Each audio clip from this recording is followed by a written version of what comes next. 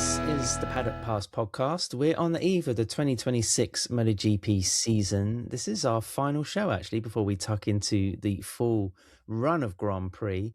And we're lucky to have Neil Morrison camped out in Buriram International Airport. Can I call it that, Neil?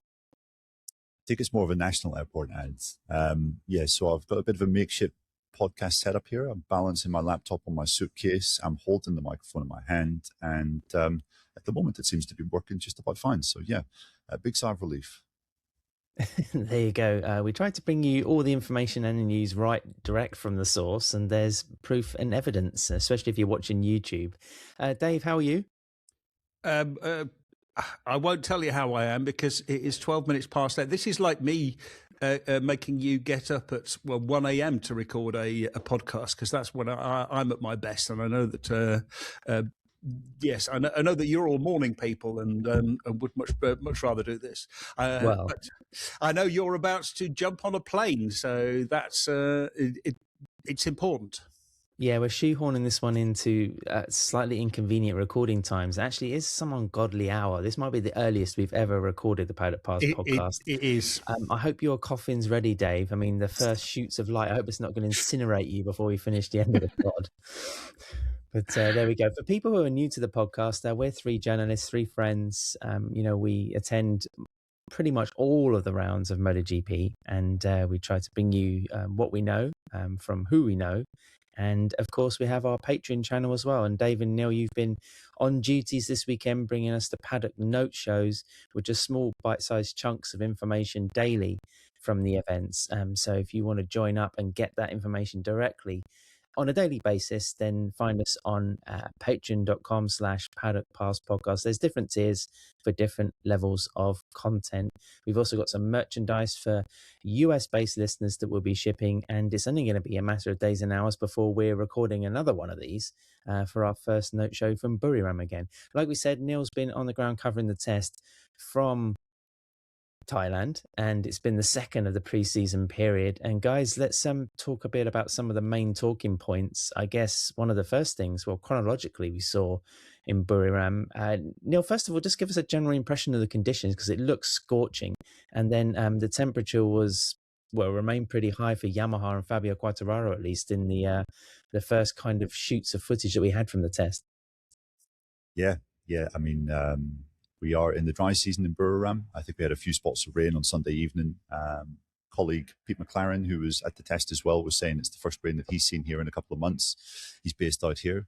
Temperatures were well above 30 degrees in the afternoon. Thankfully, pit lane in Buriram is built so that it blocks the sun and you're in the shade, which is a fantastic thing for a tall, lanky Irish vampire like me, who was wandering around with 3 layers of Factor 50 caked on throughout the day. That was very convenient. Very hot conditions. I hope you're prepared, Ad. And we were given a bit of an insight into just how dire the situation is at Yamaha on Saturday, the first day of testing, when Fabio Quartararo could be seen giving his bike the middle finger, which was all quite reminiscent of Marc Marquez at the Sachsenring, 3 years ago now, 2023? No, did you actually manage to get into pit lane? I did, yeah. No one even tried to stop me, which was absolutely fabulous. Yeah, first, I think, in about 2 years. So, it looks as though I've been welcomed back in. By the sounds of it, it was because you were dressed like one of those Jerez fire marshals with 16 layers of cladding. That might explain it. Dave, what was your take on the Yamaha situation? Because, to all intents and purposes, Fabio Quartararo is out of the factory team. He's heading elsewhere. It's going to be a long year, isn't it? It is going to be an extremely long year. I mean, a couple of years ago, I said that Yamaha wouldn't build a V4 because of all of the complications it would involve, because they have no data, because it would mean losing at least a year, because they have so much work to do. And they're exactly where, I was wrong about that, because they did build the V4. It's just that they are exactly where I thought they were going to be. They are really just... It's not so much that they're in deep trouble. They're pretty much on course for where you might expect them to be, which is with an awful lot of work to do to catch up. But then again, if you actually look at it, they're about a second behind, which is not bad. It's just that everyone else is a long way further forward. Yeah, I think Jack, you look at the sorry, on, Dave, sorry, Adam. You look at the final times, and as you say, Dave, Jack Miller, Fabio Quartararo, just a second off, which is, as you say, not terrible. But when you looked at some of the longer runs, well into the longer runs, Jack Miller's times were maybe 2.5, sometimes 3 seconds slower than what the fastest guys were doing over their sprint simulations or race simulations. So that can give you an indication that we can expect Yamaha to be 40. 50 seconds off come the end of the race at round one, which is more or less where Augusto Fernandez was finishing with the V4 when he was making those 3 wildcard appearances at the end of last year. And more than the performance, it was just the body language of Fabio Quartararo, Alex Rins, Toprak Razgatlioglu throughout the weekend, which indicated that it was a really, really tough situation. I think my favorite quote from the weekend was Alex Rins when he said that he was getting rid of all his anger and frustration by going and locking himself in the rider cabins that they have at the back of the circuit after each run and basically locking the door and screaming, which was his way of getting everything, all that angst out. So, that's not really the sign of an entirely happy camp.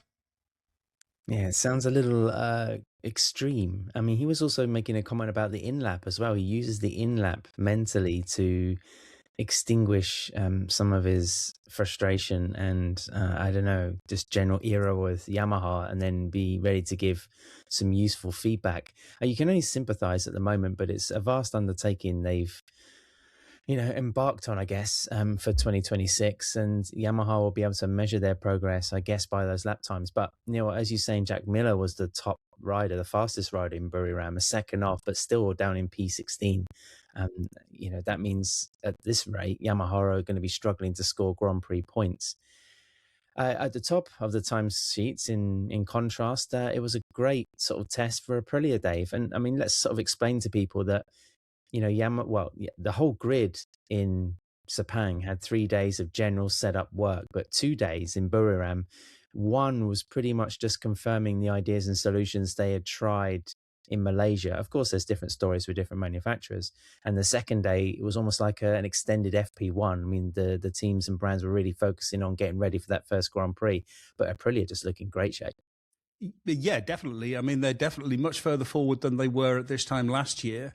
They've pretty much picked up where they left off at the end of last year, where Marco Bezzecchi was just incredibly strong. The bike seems to be a little bit better everywhere. As you say, basically the Sepang test. I mean, I go to the Sepang test because the Sepang test is where everything happens. That's where all the new bits come. The Buriram test is basically the first day is, right, we've got to pick an aero package. What's it going to be? And the second day is basically FP0. It's basically just, set up for the first race, which is why the first race can be a little bit deceptive because everyone's had an extra day of testing there. So, it really looks like, I mean, my sort of very quick summary is that Aprilia have made a big step. Ducati have made a small step, but they're still best. But it really looks like Aprilia have caught up. KTM have made a decent step. Honda is not bad, and Yamaha are sinking without trace at the moment. But they're on a completely different trajectory. But yeah, I mean, Bezzecchi looked very strong as well. He just looked really, really quick. Jorge Martin was actually lapping a decent pace, and then. I hate to mention Iagura because we all got caught out by him last year, but Raul Fernandez too.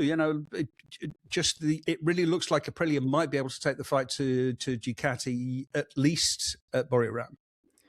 It's actually refreshing for our Alpine Stars Paddock Pass Podcast Fantasy League that there's some decent options. It's not just Ducati Brigade, trying to shoehorn, again, using that word, different teams and one particular manufacturer into the lineup. You have to say that all the Aprilia riders looking pretty strong. Even Jorge Martin getting sort of, accustomed to, his 2026 setup. How did it look from the ground? I mean, were the Aprilia camp sort of quite buoyant with the way things were going? Yeah. Trying to remain really level-headed with feet on the ground. Kind of glad that you weren't in Thailand, Ed, for Bezzecchi's debrief on Saturday. There might have been a minor fracas, I feel. because he was really taking great delight in trying to give away as little as possible. And yeah, he was pretty much just echoing what he said at the team presentation, which was, my only aim is to start the year stronger than last year, and then maybe we'll adjust our expectations as the year goes on. But yeah, it was quite notable that pretty much every rider from the other manufacturers were saying that, yeah, Aprilia is now, or it seems to be, very close to, if not on the same level as Ducati. I agree. They were also it's clear that like the Ducati riders and the Aprilia riders have been briefed to within an inch of their life not to give anything away, because they're obviously trying to keep whatever improvements they've made quite guarded. Only Agura gave up just a tiny little morsel of info on where the new bike is better. Bezzecchi was just like, oh, we've made a little improvement everywhere. And, you know, there's one or two areas we would still like to improve. And when asked about that, he would just like sort of shake his head and then have a little smile. But Agura did mention that the bike has definitely improved going into the corner. He's able to feel the front tire just a little bit better, and feels like that kind of phase where he's turning in trail braking into the apex is definitely much improved. I think it was Johannes Hartwell that was saying he was following an Aprilia at one point, and he said the corner entry is just so impressive. And yeah, I mean, Bezzecchi looked really good at Sepang, but as Dave said, here you could look at Agura's pace. I mean, his rhythm was actually faster than anyone else's on the final day. He did a shorter race run than someone like Bezzecchi, for example, but his race or his sprint simulation was faster than Bagnaia and Alex Marquez. And Bezzecchi did a longer run over 20 laps, and he was pretty much in that ballpark as well. So, yeah, I think both those guys are at least going to be in the podium fight next weekend. And then Jorge Martin, like another really big positive, I feel, because he said for the first time in his Aprilia career, the RSGP has started to feel a little bit like his bike. And yeah, he just seemed to be quite buoyant. You know, he said his shoulder is fully healed. He's lacking just a little bit of physical fitness, but he only took one morning on Saturday morning to readapt or try and basically get acquainted with the bike without testing anything. And then from Saturday afternoon, he was straight into testing. So that showed you that only really took a morning for Martin to get up to speed. And I think even at lunchtime on Saturday, he was the fastest rider, which had everyone kind of like poking each other in the abdomens in the press center, saying, "Look at this! This is quite something." So yeah, I would say a perfect 2 days for Aprilia, really. Yeah, Dave, Trackhouse were pretty enthused. I mean, Ralph Fernandez was quite chipper as well, and of course, Agura. This is the scene of his best Grand Prix from his debut year in 2025. I mean, it's worth reminding MotoGP fans that this is where MotoGP wheel out the special Michelin tires. I think the carcass is harder in the center of the tire. It's like a special kind of format, really, that the riders have to get used to. I think in Honda's case, in particular, Joan Mir was saying that, you know, we have made improvements. You know, our bike works better, but with these tires, we're still struggling. You know, we're still trying to find grip. Maybe it's a case where, I mean, is this going to be a false dawn? I mean, are Aprilia here to stay? Are they here to challenge Ducati? Or is it just the fact that we're in Buriram and we've been in Sepang and these very hot kind of tropical climates? No, I mean, I really do think that the Aprilia has made a step, not just because of Sepang, but also because, you know, they are building on what happened at the end of last year. I mean, obviously they are better, and it does seem like Ducati and Aprilia are better at dealing with that special heat-resistant Michelin tire, and Honda and KTM are. I mean, we'll come to KTM later on, but Honda and KTM are particularly badly sort of affected by this because it's much more difficult for them to find the grip. So yes, I don't think Buriram is going to be an accurate reflection of where everything is, because yeah, as you say, like I certainly sort of fell for the old Agura trick last year, where he was so impressive in that first race, and then he just fell off a cliff. So yeah, I think there are special circumstances, but I think that the Aprilia genuinely is. That they've genuinely made a really strong step, and then I mean, what we've got to see is just how good the Ducati is. Yeah, I think we have to be very cautious with Agura because it is Buriram, and this is his track. Essentially, we saw that last year. We saw that whenever we visited Buriram in Moto2 as well. But yeah, I think Bezzecchi, is here to stay. Mark was asked about this yesterday, and he said for sure he's going to be a championship fighter from the very first round. And yeah, I just can't help but feel a bit of optimism for Jorge Martin as well. I think when it comes to Bezzecchi, he's undoubtedly got the speed and the confidence is flying high. It's just about his decisions in race scenarios, which haven't always been the best, during his, 4 terms in MotoGP. So we have to kind of see if he's made any developments in that aspect. And just lastly on Aprilia, to show how temporal everything it can be in the sport, Pecco Bagnaia has said, I think in his last media debrief, that he's sort of made a decision on where he wants to sign for 2027 and 2028. And the fact that Aprilia are flying at the top of the timesheets and Yamaha are down at the other end pretty much indicates where he's going to be, right, Dave? Yeah, absolutely. I mean, he had a choice between money and performance, and he chose performance quite wisely. You would be brave, shall I use that word? You would be very brave to choose Yamaha right now, no matter that how much money they're throwing at you, and he would be able to earn an awful lot more with Yamaha than he would at Aprilia. Aprilia have got a competitive bike. This is similar to the Ducati model. You don't get paid at Ducati. You get the chance to win a championship. And Aprilia now are offering a bike. They've shown that they can build a bike which can be competitive. Also, I think that we saw that Massimo Rivola was trying to sort of tempt Bagnaia into Aprilia, saying, he's such a great rider and we really admire what he's been able to do. We really think he's very, very talented. He was really honeycoating it. So, and he goes... Bagnaia goes, he joins Marco Bezzecchi, a good friend, to someone he shared a house with, someone he's close to, another member of the VR46 Academy. Aprilia get an all Italian team, which is good for them as well, where Ducati is probably going to be an all Spanish team. So yes, it becomes, there's so many things going for it. Like I said, he's not going to get, Pecco Bagnaia is not going to get paid he's not going to be working for minimum wage or anything, but he's not going to be making anywhere near as much as he would for Yamaha. But he does get a chance to prove himself again, to prove that he can be fast, he can be competitive, and I do think that this bike will suit him better than the Yamaha would have anyway. Neil, the fastest Ducati rider, of course, was the world champion, but I want to know if you happened to eat in the same restaurant that he did. Thankfully, I didn't, Dad. No, I can report a clean bill of health for the time being. Unlike Mark, who I think I woke on Saturday with a dodgy tummy, and that was not helped by an almost immediate crash. I think it was just a second flying lap. Off the test, he crashed on at turn 12, the final turn, braking upright, touched the white line, found the track to be very slippery, had a big impact to his head. You could see the damage on his crash helmet afterwards. And then had another crash on Saturday, another crash on Sunday. And Mark was super relaxed at the end of play, saying everything's under control. We had a great Sunday morning. I feel like we've made our decisions on the aerodynamics for this year, which I think is going to be, for most of the Ducatis, it looks like it's going to be 24 aero. He seemed very confident. He was like, I'm not going to have to start the season in 4th or 5th gear. I think I can be fighting for the victory from the off. But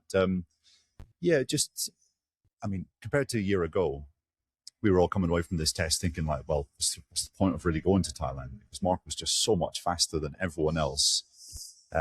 It just seemed like an absolute given. Whereas this year, it's been a tricky preseason, hasn't it? I mean, it was always going to be, I guess, after coming back from this injury. But there were one or two little hints throughout the weekend when he was explaining just how bad that shoulder injury suffered in Indonesia last year was. And it's another winter of recuperation. I think his 6th winter of recuperation in the last 8 years. And I just have the impression that you're starting to see the physical signs of this taking a toll on him. I'm not saying for a minute that Mark's not going to be competitive this year, but I think for him it's just these things are taking longer and becoming slightly more harrowing than they were. Yeah, I think the fact, because again he is looking so gaunt, he's lost so much weight again. He's still looking very thin. For a start, I think having that little body fat is it makes him more vulnerable to those sort of diseases. You see that with extremely highly trained athletes. They tend to be a slightly more susceptible to catching that sort of thing. And secondly, it's a matter of control. He can see that every time he crashes, every time he has one of these surgeries, he's not as good as he used to be. He's still, the best rider in the world, but he's still struggling a little bit with his fitness. Things get harder and harder and harder, and so he concentrates on the things that he can control, and one of those is his body weight. I think that is the sign of how dedicated he is to winning, but also of how worried he is about his future. I do think that, he can't really afford another big crash. Yeah, and we did hear from, you heard a rumour in Sepang, Dave, that he was angling for a 1-year extension with Ducati for 2027 rather than a 2-year deal, which they wanted. And although he kind of denied that previously, in Thailand, he admitted that actually was his way of thinking. And that the reason for that was because he wanted to be sure how his shoulder would heal before committing to 2 years. Which gives you an idea of just how much concern he had that he could actually get back to full fitness. And again, on Sunday, he was quite interesting because he said, I don't actually know once my shoulder's fully healed what my new 100% will be. It might be that I'm less physically able than I was last year because of this shoulder blade injury that he suffered. So, yeah, just another sign that, all of these things eventually catch up with you. Yeah, there's just a little hint of fallibility there with Marc. This time a year ago, I just thought this guy is bulletproof and 100% nailed on to go on and win the championship. Whereas this year, yeah, he's the favourite in my eyes for sure, but I'm not seeing him having that ability to exert the same level of control over the rest of the field. Yeah, I think also just don't underestimate the fact that he's achieved his goal of getting back on top of the world with a different brand. I think that has to probably take some juice out of you, as you well know, Neil, from being a Liverpool Football Club fan. I feel very honoured that you even in some way try to compare my allegiance to supporting Liverpool to what Marc has achieved through his career. But yeah, thank you for that. Yeah, but also I disagree. I mean, look, the optimal number of championships which Marc Marquez wants is exactly the same number of the optimal number of motorbikes, or the optimal number of guitars, which is N+1, where N is the number which you currently have. His ambition isn't going away. He still wants to win. He still wants to keep winning. He will keep winning until he can't, basically. But the moment that he can't, you really feel that moment is getting closer. All the Ducati riders. To add that, he was saying that the reason for the crashes that he was having was related to the sickness that he felt. That was draining his energy, and he was really struggling to concentrate and hold maximum focus. I think he crashed on the final day when he was in the middle of his race simulation. And yeah, he's pretty sure that that's just going to be a temporary thing. But yeah, I mean, Sepang was a pretty solid outing. Again, he was fast here, but yeah, it was a tricky 2 days, I think, at Buriram for him. Bagnaia was the second fastest of the Ducatis. Alex Marquez, Franco Morbidelli, then Digia. All of them were under, I think, half a second, away from the top time. So there's not really much in it. But Dave, can we read too much into the times anyway? Because on Sunday, most of the riders were looking at sprint or race simulations. This wasn't like your typical, let's strap on a couple of prime tires and aim for a lap time that you tend to get sometimes at the end of, say, the one-day tests at Jerez or Mugello or Misano.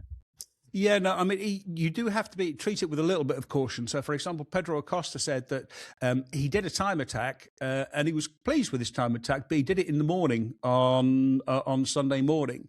And he didn't push as hard as he could have. He didn't take as much risk as he could have because he didn't want to fall off, hurt himself, and lose the rest of the test, or even just damage your bike. If you properly stack a bike, then that's that bike sort of out of for the rest of the test. So yeah, there was probably a little bit of more margin. I think Marco Bezzecchi did his best time right at the end, so I think that's a much more realistic. Also, because it was actually just under the lap record, so I think that's a slightly more realistic. Sort of, it's a more realistic time, if you like. But you don't know exactly when people were going, what they were trying to attempt. There's so many details. We will see for real where people stack up at, during Q2, during qualifying on Saturday. But I think this gives you a very good idea, but it's not, the revealed truth, if you like. And the fact that Ducati are using the 24 Aero, arguably from what the greatest, MotoGP bike of the modern era, says everything. I mean, they just make little tweaks, boys. That's all we have to do. Fix maybe some of the ride height functioning that sort of, flew in the face of Pecco Bagnaia last year. And then you've got a more competitive package. But it's hard to look beyond sort of the Italian firm again at the moment. Yeah, for sure. And again, like I was saying about the Aprilia boys, it was clear that everyone at Ducati was briefed to within an inch of their life as to what they could and couldn't say. And anytime you tried to ask them about some of the new parts on the bike, including the new the new ride height device, which I was able to see up close. David showing us in Sepang just how big it is behind the right front handlebar. I mean, they must be putting an extra, I don't know how much weight, but something quite serious and considerable. Yeah, I mean, the whole thing, it must be somewhere between 3 and 4 kilos, which is a huge amount of weight considering, because it's not just that massive cylinder there. There's also like a slightly larger piston, which actually operates it. And then you've got all of the hydraulic lines and hydraulic fluid. Yeah, and interestingly, it was Bagnaia who was saying that the new ride height device is one of the reasons why he feels like so much stronger in braking this year, feels it really helps him. That was all he would say on the matter. And when I asked Alex Marquez about it afterwards and told him what Pecco had said, he said, "Did he really say that? Pecco?" as if like Pecco would go against the wishes of Felinia, which is interesting. Because Pecco signed for someone else.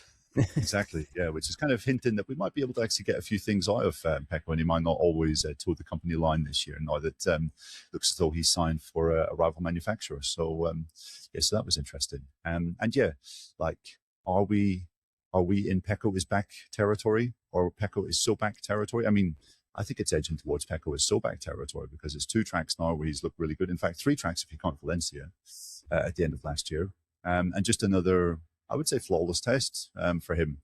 His sprint simulation on the Saturday was like quite serious, quite scary. And he had a little issue with the spike on the Sunday during his simulation, which didn't allow him to perform at the top level. But yeah, I think Pecco goes into race 1 as one of maybe 3 favourites to win. Well, I keep saying it. You keep laughing at me. That's it. I think Pecco's back is going to be in championship contention. There we go. I'll say it again. Well, he's definitely going to be fast, but he's not going to beat Marc on the same bike. But yeah, one-arm Marc.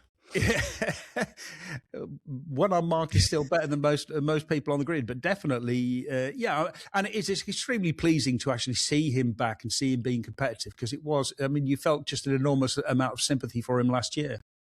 Dave, are Honda doing a bit of a dance at the moment? A little shuffle forward, a little shuffle back. Just maybe a little bit of a twirl to deceive people. What's going on?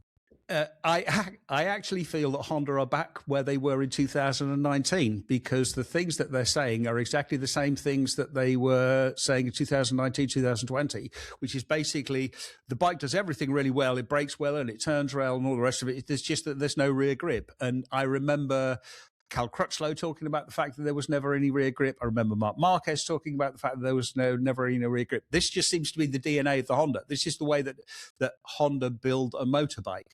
Now, it's made worse by this rear Michelin.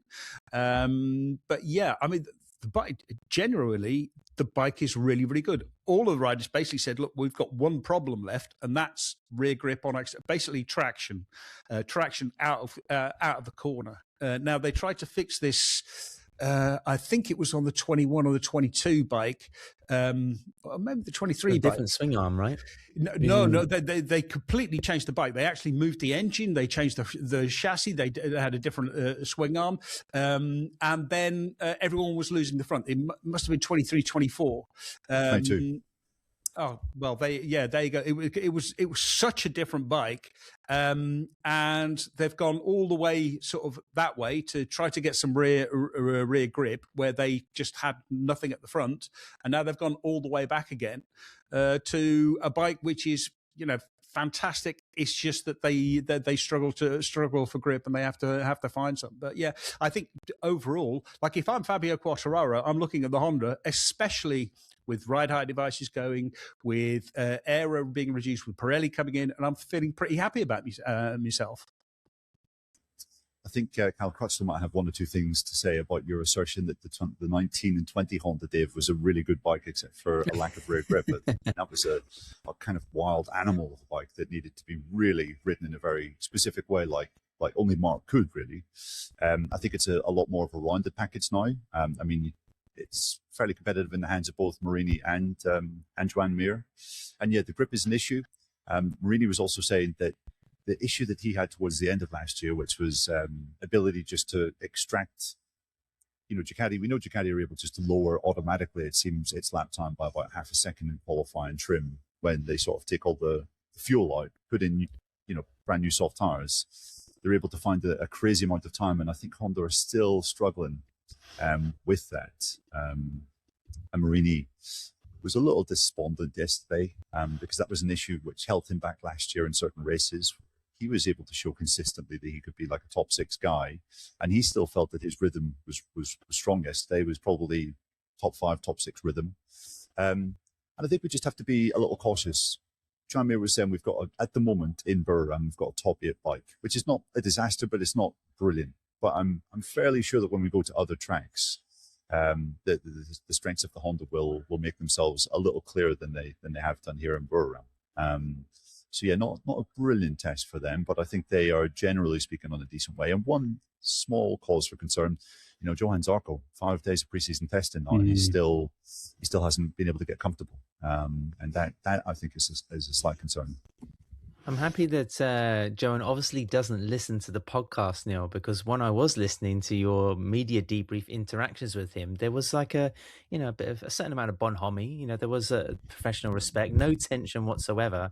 He clearly hasn't listened to the fact that you've written him off well before the racing starts. There's still you're still quite pally, it seems. Yeah, you just throw a few little like "ça va tout va bien" in his direction, and all is well with the world. Indeed. What about KTM? Yeah, I mean, if you listen to some of the riders, Pedro Acosta was like, "Yeah, we're doing okay," a little bit non-committal. I think Brad Binder was quite revealing. He was saying that the KTM have actually put some of the lessons that they learned here in 2025, where they really, really struggled to get the tire towards the end of even the sprint. That they seem to be in better shape in terms of harnessing this Pirelli rubber. But then, they're still not quite there. Acosta was the fastest KTM rider, but just in that perennial gap that he has of like half a second away from the Italian bikes. Anyone what was your take on it, Neil? Yeah, I thought Acosta, you kind of had to separate him from the other KTM guys. He was happy. The other three weren't. And I guess we have to start with Acosta. He was, 6th fastest, did his time attack, only did one time attack or a couple of time attacks in the Sunday morning, and was generally pretty happy. Has that ability to maximize his kind of strong points on the bike, which is, real deep late braking ability. Also was very content with the fact that he had 0 crashes across all preseason. And he was very, very smug about that. Just started smiling like a Cheshire cat when I brought that up on Sunday, which means that he's able to, ride fairly comfortable fast lap times without being completely on the, the ragged edge, on the very edge of the limit. So that's definitely a positive. But yeah, I kind of feel there's always a but. It's like a little bit like Honda. We've made these improvements, but when you look at the final times, it's still not an indicator. Everybody else has improved, Neil. That's the problem. Yeah, we're not going to be ahead of Ducati. We're probably not going to be ahead of Aprilia. So yeah, Acosta was fairly content, I feel. And we also have to bear in mind that this has just not been a great track for KTM, especially last year. It was a disaster. Again, like Honda, I think when we maybe go to Brazil or Qatar, really good track for them there.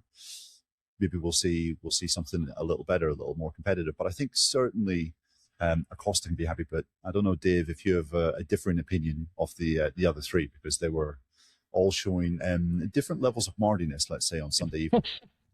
Yeah, no, there was a certain amount of certain level of mardiness. I think it does feel like KTM have made a step. Like, it is a much better all-round bike. As Neil was saying, they've created a bit of margin. It now gives you a little bit of feedback, gives you a little bit of warning. It allows you to feel where the limit is, which makes it easier, less tiring to actually push at the limit, because you know where it is. It's easier to stay within it instead of having to sort of sit there catching it all of the time. What happened for Brad Binder, for example, was they didn't really find a setup that worked for him until literally his final run. So I think he sounded quite frustrated with that they at least they had found something, but it took them right until the end of testing. And then Maverick Vinales was basically saying, "I need another day of testing. I don't have I don't have a setup. The bike is working." Also, it was interesting The honeymoon's over.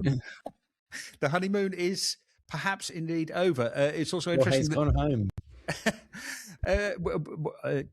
Yes, let's not touch upon that for the moment from what we heard. But it was interesting. So the Vinales went back to last year's tail unit with the much larger, more square tail unit, rather than the rather sexy slim little tail unit that they've got on the new bike. So behave, Dave.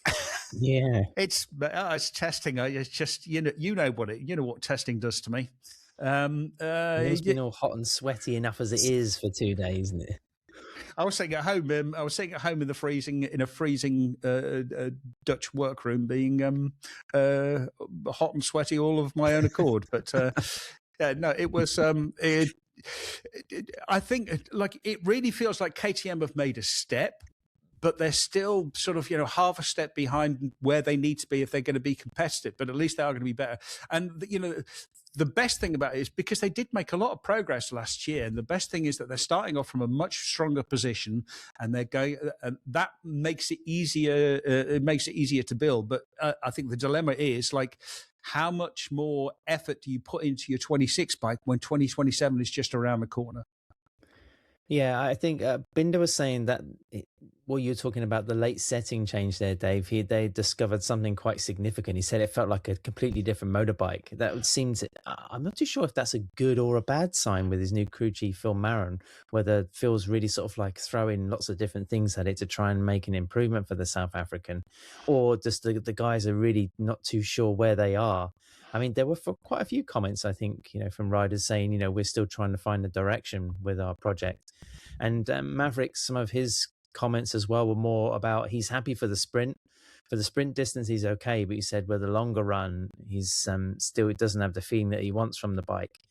Encouragingly, I think maybe when it comes to the fast lap time, Vinales might be quite competitive. In fact, I'd say him and Acosta obviously are going to be the ones going for Q2, and that's based on 2025 as much as what we've seen from the test. But yeah, KTM have done better, but still not quite enough to be able to change the status quo, it seems.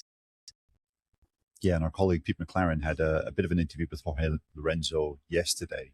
And, Lorenzo had been watching trackside and was really talking up the Ducati and the Aprilia from what you could see. But whenever Pete was asking him about KTM, he wasn't saying anything on the record, but let's say his expression and the twisting of his face in a certain gesture was indicative of the fact that he felt that maybe he was not quite on the same level of the top machines. So yeah, that's maybe something to keep in mind. And it's just, I thought it was interesting yesterday. Vinales has been so positive ever since he signed for Tech 3.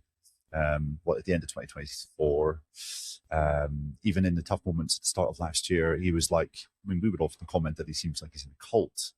He just had this kind of wide-eyed little smile, even if it was a terrible day. No, everything's great, everything's perfect, I swear everything's fine. Full trust in the great big orange. But yesterday, yeah, there was definite frustration there, and it was just, I don't want to say it, but there were just one or two signs of Maverick being this is not good enough. Kind of, you could just see he wanted to say that, but he thankfully held back. But yeah, let's say it's only testing after all, and maybe it was just a little blemish. Well, Maverick's in that mood, then throttle stops start to worry. So, be careful, engineers. And also, Enea Bastianini, I think he was the worst of the four when it came to his remarks on settings for 2026. And it's looking like Bastianini is going to be one of these riders that's just shuffling all the way back to the queue when it comes to job employment for 2027 and 2028. At the moment, the Italian just looking like he can't race anything other than a Ducati. It's not going to be strong for his job prospects. But riders are talking, of course, they're asked about their setups, Dave, and their configuration for this year. But then they're also being asked a little bit about sort of what's going on with their contract status. That seems to be par for the course when we're talking to them. And there's been our friend Auriol Puigdemont published a story on motorsport.com that we shouldn't just be focusing perhaps on rider contracts because MotoGP is still in a state of flux. Yeah, exactly. No, Auriol wrote that basically pretty much all of the contracts, or all of the factory contracts have already been signed, but they haven't been announced because we are waiting for something from the MSMA, because the manufacturers are trying to negotiate a Concorde agreement similar to the F1 agreement, where the teams all get a share of the revenue of MotoGP. At the moment, what they get is a flat fee. The satellite teams get, I think, about $8 million a year, and the factories also get a certain amount of subsidy. Obviously, some of the money that goes to the satellite teams flows straight into the factory coffers anyway, because they've got to pay the bike leases. But there is. So we, from 27 to 32 is the next, or the end of 31 is the next 5-year contract period. The factories all sign separate agreements with Dorna to where they agree to race and commit themselves to racing. At the moment, they're not happy with the agreements being made. Now, the old agreement was because of the ownership structure. The ownership structure was Dorna was owned by a venture capital company, and basically any profit that Dorna made would go towards getting more debt. The debt would then be leveraged. The debt would be used to pay the shareholders a dividend, and there was basically never any spare cash, because the money was going to servicing debts and to generating more debt. Liberty has a different model within the Formula One. I mean, I am not the Formula One expert. We need to get Steve on to do that, but I am. I do take notice of the way that the whole thing is run. The MSMA is in F1, the teams get, like I say, a share of the revenue rather than just a flat fee. And with Liberty coming in, I think the manufacturers are looking for a similar sort of setup, and it would be fairer. This, for example. Again, Auriol wrote this, and I heard that Lynn Jarvis was in Sepang. Now, I thought it was because of the situation with Yamaha's engines, where they missed the second day of testing. But apparently, that was a big meeting with the MSA to set out a position with Dorna to try to put some pressure on them to change the way that MotoGP is funded. So, basically, the rider market situation is settled. It's just that we're not going to find out about it until we're not going to find out. Hierarchy is in place. Yes, exactly. Yeah, that we won't really find out about the rider contracts until the factories have all signed it, or at least there's been some movement in negotiations, and there's been some kind of sort of movement towards the position of the MSMA, or not just the MSMA, but also the teams, about the way that the racing is going to be funded in the future. Neil, just to finish on this, was there a feeling on the ground at the test that things are kind of wrapped up and, press release texts are written, they're just waiting to be sent? Pretty much, yeah. There was, I think, coming into the weekend, there was an expectation that we might hear one or two announcements might start getting dropped. Marc confirming to stay with Ducati, for example. That was being whispered about on Friday. But yeah, it does seem now that this is kind of being used as some kind of leverage by the manufacturers, like, oh, well, we're not going to do this until our conditions have been met. And also, I mean, all of these manufacturers have already started serious work on 2027 and new machines. It's not like there's going to be a situation where all of them might pull out of MotoGP next year, because like they've already invested a serious truckload of money to develop their machines, 350s for 2027. There's a full testing plan throughout this year with Pirelli tires to introduce them as the kind of year goes on. But yeah, it is definitely very interesting. And yeah, I guess it does kind of make sense with the new ownership and their model of doing business, as Dave said. Yeah, I mean, the other thing is that the biggest difference between Formula One and MotoGP is Formula One is, with the exception of Ferrari, they're all independent teams who get contracted by manufacturers to build cars. They're building cars. The Mercedes cars, Mercedes Formula One cars are all built in. They're all built in the UK in that Formula One Valley in a structure owned by the team, whereas the Hondas are built in Japan, the Yamahas are built in Japan, the Ducatis are built in Bologna, in a structure inside the Ducati factory. So it's a completely different approach. The manufacturers are genuine manufacturers rather than just engine builders who stick a badge on the on a vehicle. So it's a completely different setup. The other thing is that we know that the contracts were coming out because Pecco Bagnaia said in one of his debriefs that you'll hear about my future next week, and you should hear with lots of contracts. So just wait for the contracts to be announced. So he's clearly expecting something to be announced. The question is, when do we get the MSMA announcement first? Just before we get on to our final topic of the podcast, don't forget to check out rental.com. Rental have lots of accessories, some essential accessories actually for your street bike. And we know they're masters of the off-road and dirt bike world. But if you head to rental.com and use the Fit My Bike tool, you can find some new bars, grips, chains, chain wheels. And thanks to Rental's distribution arrangement, they'll ship straight to your door wherever you are in the world. So rental.com, thanks to those guys for backing the podcast for the first phase of this year. On the last podcast, we talked a little bit about this. Since then, it's been confirmed. Dave, you did a good Patreon show with Steve talking about the removal of Phillip Island from the Grand Prix calendar to be replaced by the Adelaide Street Circuit, which I think we have to agree is probably not the best description for it. We have to find maybe another kind of adjective there, maybe City Centre Circuit or Parkland Circuit, because it's not really a street circuit in the sense that we understand. I mean, it's not Macau, it's not sort of the Isle of Man, it's not a Formula One equivalent. I think it's fair to say that all three of us, we're not great fans of losing Phillip Island at all. It is undisputedly the greatest racetrack on the calendar. But I think the three of us can understand perhaps why this decision has been made. Can I just get your sort of first reactions? Neil, you first? Yeah, I mean, firstly, disappointed to lose Phillip Island. We know without question it is one of, if not the best track in the world, one of the most scenic settings in the world, when the weather's good, of course.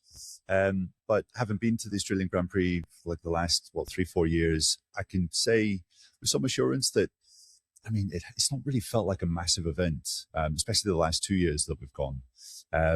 You go there, you're not always sure if you're going to get a full day's running when you wake up in the morning. And that has been the case, I think, in each of the last 3 years at certain points of the weekend, which is very unique to Phillip Island. And that's not really how, I guess Grand Prix racing should be in 2026 with, TV companies investing so much money and expecting, set number of hours to be able to broadcast each day. Attendance has been poor, let's face it. I remember when we were in cars on Phillip Island last year, several people in restaurants were telling us that strange sensation. There was still accommodation available coming into the Grand Prix. And I think we had 37,000 on race day in 2025, Phillip Island. But at no point did you feel like you were part of a big event. There's no point where you could feel the buzz. And you can understand why, because the circuit is sensational, but the facilities are pretty poor. And when you're that close to the sea and the wind is buffeted in, the rain is coming in, it's not really a place that I think you're going to drive 3 or 4 hours to go and visit, or 2 hours even from Melbourne when you're living in the closest city. You're going to come down and subject yourself to that. So I feel that it's sad, but also I can completely understand it, because obviously we're aiming now in this new era of Liberty media ownership to be looking for kind of bigger, not just bigger attendances, but kind of more of like a festival feel.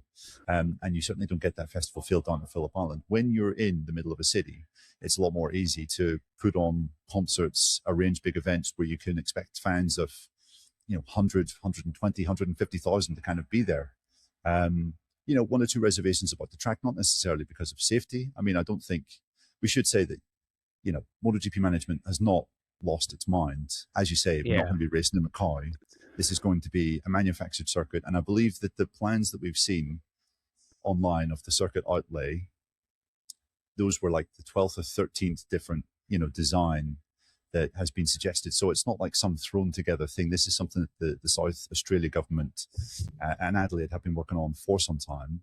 And I think there might be 1 or 2 parts of the circuit which incorporate public roads. But, Jack Miller was in Adelaide when this announcement was done, and he was pretty confident that when the thing is designed, it will kind of more be like I maybe envision it like Indianapolis, where you've got the kind of infield section, and then you maybe use like, one of the streets where you had the oval, and then the rest of it's kind of this like, man-made, maybe not very exciting infield design. It's maybe how I kind of see it. Instead of the infield, it will be like, a public park in Adelaide. So, we're obviously going to be replacing one of the best tracks in the world with probably not a very inspiring circuit itself, but the setting will be completely different. The setting will be cool, and you'll maybe be able if you have 150,000 people, then you'll be able to bank on a crowd that is maybe 5 times as big as it would be in Phillip Island, which you have to think is interesting. And I'm pretty sure that if this works, this will be a blueprint for MotoGP going forward, this kind of event. And when we go to new places, rather than going to somewhere like Termas de Rio Hondo in, North Argentina, which is like a 2-hour flight from Buenos Aires and really remote and difficult to get to, or indeed Buriram, where it's a 1-hour flight from Bangkok, we'll be seeing these kind of events that are probably closer to major cities, where you can generate a natural level of buzz. You don't have to travel 4 hours or 5 hours from the capital to go to some little town with a population of, how many people live in Buriram? 25,000 people, to kind of see a MotoGP race. Dave, have you booked your ticket for this year yet? I have not. No, I have not. No, I mean, first of all, it is an absolute tragedy to be losing Phillip Island, because it is Phillip Island Mugello. I can never make up my mind which is the best track in the world.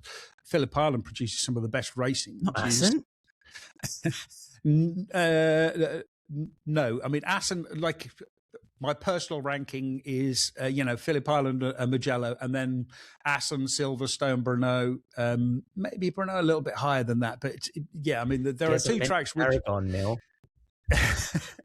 Yeah, but Aragon, actually, I think Aragon is a really, really good example for this, because Aragon is in the middle of nowhere. The reason they built Aragon is because they wanted to boost tourism to the area. They wanted to get more people in, and so they build they build something to have lots of events around to attract people. But if Liberty are moving away, Liberty and the motorsports and MotoGP Sports Entertainment Group, as we must now call Dorna. MSEG, yes. If MSEG are moving towards wanting major events actually near, in or near large population centres, then i.e. Valencia. Yeah, exactly. Then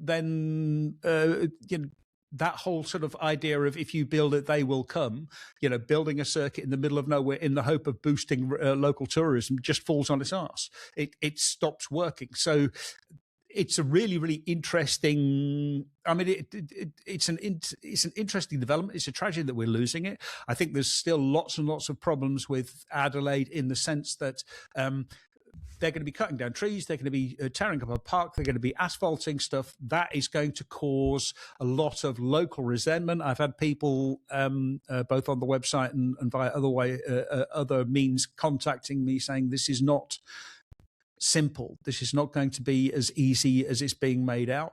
However, like South Australia government is fully in on it. The Adelaide seems to be fully in on it. They have the supercars there. It's also going to affect the supercars, the supercars event. And it is, I mean, it's going to look much, much better. The racing is going to be very Balaton Park, which is not good.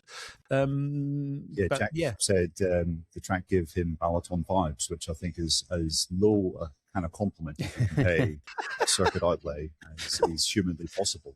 But he said, on the other hand, pit lane is going to be a 6-minute walk from the city centre, which is, I guess that's one of the reasons for it. Yeah, I mean, people could just might even accidentally stumble across MotoGP, which is I mean, they won't be able to miss it because it's so bloody loud. But yeah, it's the AMA Supercross recipe. Hold a major motorsport event near a city centre in a big old stadium.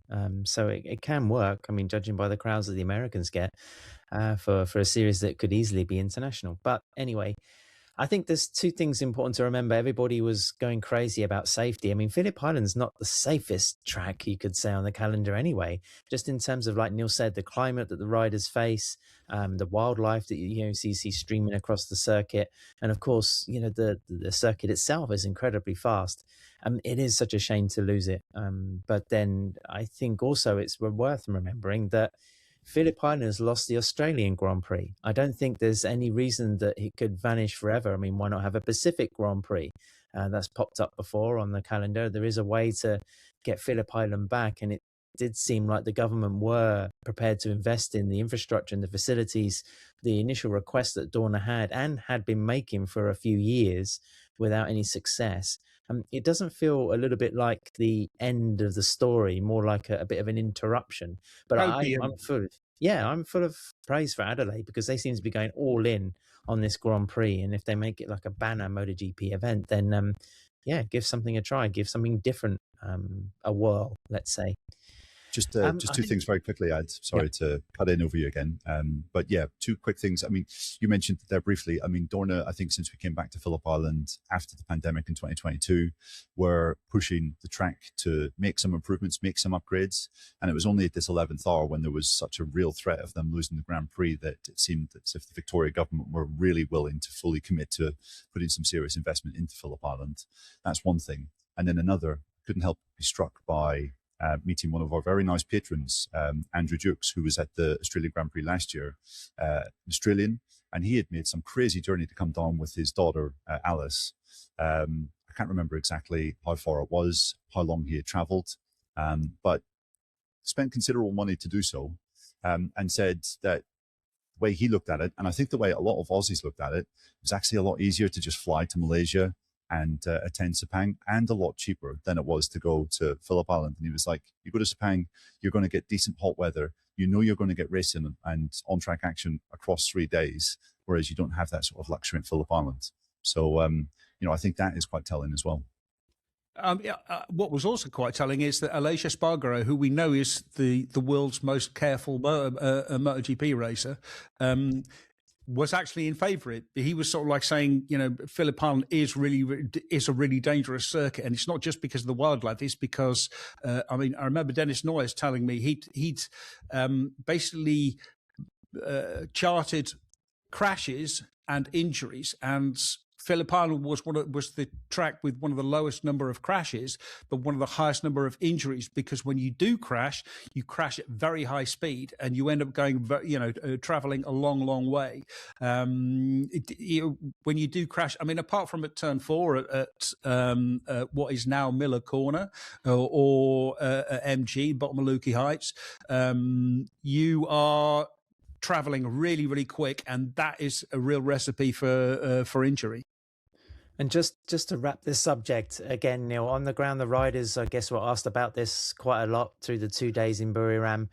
You'd have to imagine Dorna as well probably sent out a message saying, guys, can you please temper any criticism you have of, Phillip Island disappearing from MotoGP? But was there any kind of opinions that surprised you? Was there anybody banging the table, or were they quite sort of measured in their responses? No, I mean, there was no one banging the table. I think Jack Miller said he was absolutely devastated to lose Phillip Island. That was the kind of the strongest statement we made. But again, like we've just articulated, he also saw the benefits of trying somewhere new. And yeah, I think you just have to balance the fact that maybe these amazing, fast, scary, old school circuits, if you will, might start getting phased out, and we'll have these kind of man-made city events. That's maybe kind of the way forward. But no, there was certainly no rider that was banging their fist on the table saying this is a disgrace. And bosses of MotoGP should have a good hard look in the mirror. Because I did notice that the sort of the general public opinion online was particularly angry. And I think my first thought was, street circuit, really? Like, what's going on here? But when you understood a little bit more about it, you realized that, there's a bit more to it than that. Yeah, I mean, unfortunately, the easiest way to make a track safe is by slowing things down. For example, Austria, where they put the chicane in, you just take a lot of the speed out, and that automatically lowers the risk, and it's a much cheaper way to do it. It's not the way that we want to see motorcycle racing, but unfortunately, especially as we get faster and faster, it's a natural consequence of it. Neil, we will let you get on the plane and get to Bangkok. I've got to do the same here from Europe, and we're going to be back next with our first Paddock Note Show from Thursday at the Buriram International Circuit. I think that's going to be a free show, actually. But then Friday and Saturday for the catch-ups, you'll have to join us on one of our Patreon tiers. We've also got some other goodies because, Dave, we have a Discord channel which we'll be chatting with all of our sort of community members and fans through there. We have our merchandise, like we've mentioned, but we'll also be having a competition as well to give away some paddock passes for an event this year. Yes, we do have yes, we do have paddock passes this year. There will be a draw at some point, which will only be, I'm not quite sure which level we'll be having, but you will need to sign up for a year's Insider and above. Right, Paddock Insider and above, but for Paddock Insider, if you sign up for a whole year, and if you sign up for a whole year, you will get to find out exactly what nickname Neil was giving me and what nickname I was giving Neil during the Paddock Note Show from Buriram. Yeah, forget the paddock passes. That's the real thing you need to sign up for. But yeah, we will be doing that draw. You'll need to keep an eye out on our Patreon channel coming up to the first race of the season. I think we will be making that draw maybe the Monday or the Tuesday after the first round of the season. Make sure that you're looking at patreon.com/Paddock Pass Podcast, and you want to enter yourself to the draw. I think it could be any race of your choice in MotoGP in 2026, which is quite a cool thing to get 2 paddock passes for that. You'll want to be part of that draw for sure. I shudder to think what nickname you two were giving me when I said I couldn't join the Paddock Note shows this weekend. I'm not sure if it's just worth the usual repeating. one. The usual one. Okay, never mind. Just the usual expletive. And then just the last final plug, we will be setting up our Alpine Stars Paddock Pass Podcast Fantasy League. And of course, if you want a big box of free Alpine Stars gear and take part in some fun, sending us messages about how useless we are knowing about MotoGP and which riders to pick, then join the fun. I think we had over 3,000 people taking part in 2025. Let's see if we can boost that number a little bit more. You just have to go to MotoGP.com, go to their Game Hub option, I believe, and you can find it there. Just build your team. It's pretty easy. It's not as say for football fans who do it, it's quite a sort of a religious process. It's quite complicated, but MotoGP is far more simpler. So have you boys picked anything yet? Or are you going to be glancing at the prices in the coming hours?